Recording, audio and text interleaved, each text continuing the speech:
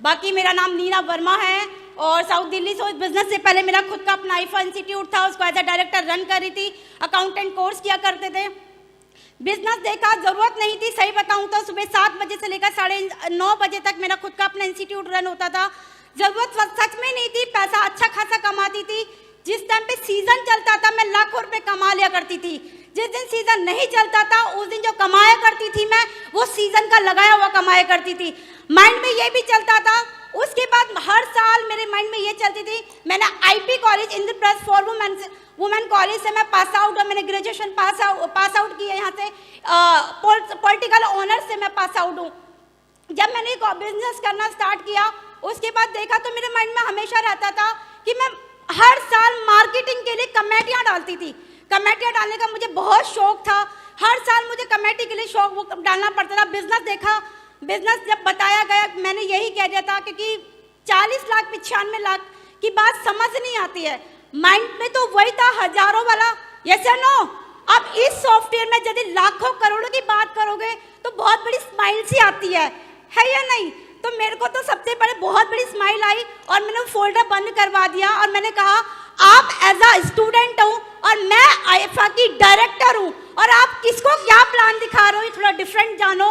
और वो मेरी कॉलेज की सीनियर थी, मैं उनकी बहुत रिस्पेक्ट करती थी, लेकिन उन्होंने मेरा पीछा छोड़ा नहीं, वो कंटिन्यू आती रही। फॉलोअप के माध्यम से मुझे बहुत सारी चीज़ें पता चली।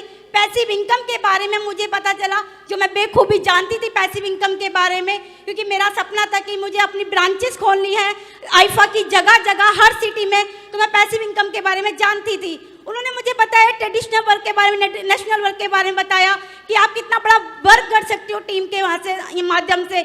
आपको भी आईफा इंस्टीट्यूट खोलने के लिए जगह जगह ब्रांचेस खोलने के लिए, क्योंकि मैंने जब अपना इंस्टीट्यूट स्टार्ट किया था तो 7 लाख रुपए लगाकर स्टार्ट किया था। जी मांगुर जी, कहाँ पे काम कर रही हैं आप? अब हाँ मैं काम कर रही हूँ। पहले मैंने जोधपुर, जब मैंने बिजनेस को स्टार्ट किया तो मैंने जोधपुर में रह के, मतलब पहले मैंने दिल्ली से स्टार्ट किया था, फिर मैं मेरठ रह के मैंने बिल्ड किया।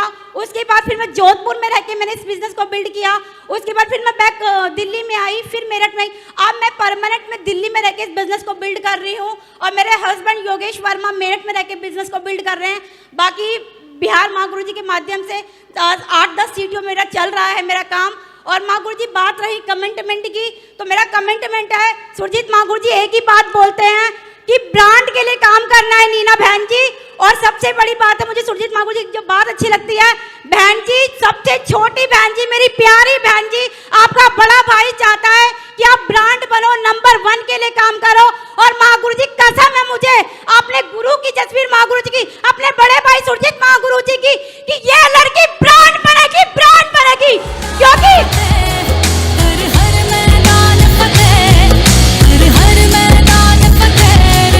क्योंकि एक शादीशुदा लेडीज के लिए ना एक ससुराल वाले भी बोलना चाहते हैं, पियर वाले भी।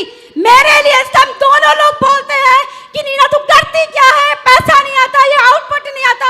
मैं भगवान कसम खा के कहती हूँ इस बात की कि ऐसा काम करेगी, मेरे ससुर भी प्राउड करेंगे, मेरी सास भी प्राउड करेंगी, मेरे भैया भी प्राउड करेंगे, मेरे माँ बाप भी प्राउड करेंगे।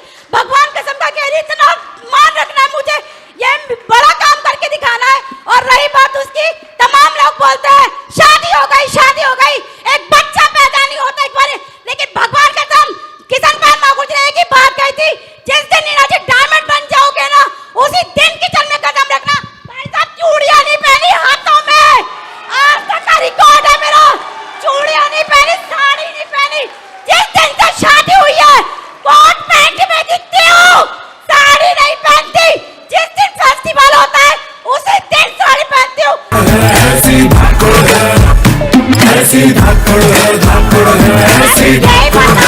कि शादी के बाद कभी किसी लड़की को रोका ना जाए, ऐसा इतिहास रचूंगी। मैं सही बता रही हूँ, क्योंकि जिसके सपने होते हैं ना वही जानता है। मेरे बहुत बड़े सपने हैं, मैं बनना चाहती हूँ सच में कुछ ना कुछ अपनी लाइफ में। मैं चाहती हूँ मुझे कोई ना रोके। और मैं से जब लोग कहते हैं ना कि आउटपुट क्या है नहीं रखते ना, जब मेरा दिल रोता है कि आउटपुट मैं दूंगी, उन लोगों को दिखाऊंगी जो लड़कियों को चूड़ी पहना के किचन में बिठा देते हैं, साड़ियाँ पहना देते हैं। मैं वो नहीं बनूंगी, मैं अपनी मम्मी की तरह वर्किंग बनूंगी, मैं कैबिन पर काम करूंगी। ये मेरा अपना कमिटमेंट है। और थैंक यू। सबसे बड़ी बात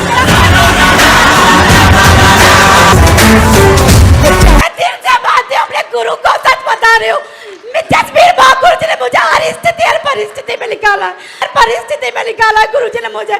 अनंत बार कोटि-कोटि धन्यवाद गुरुजी। और मेरा कमेंट बेटा इसी साल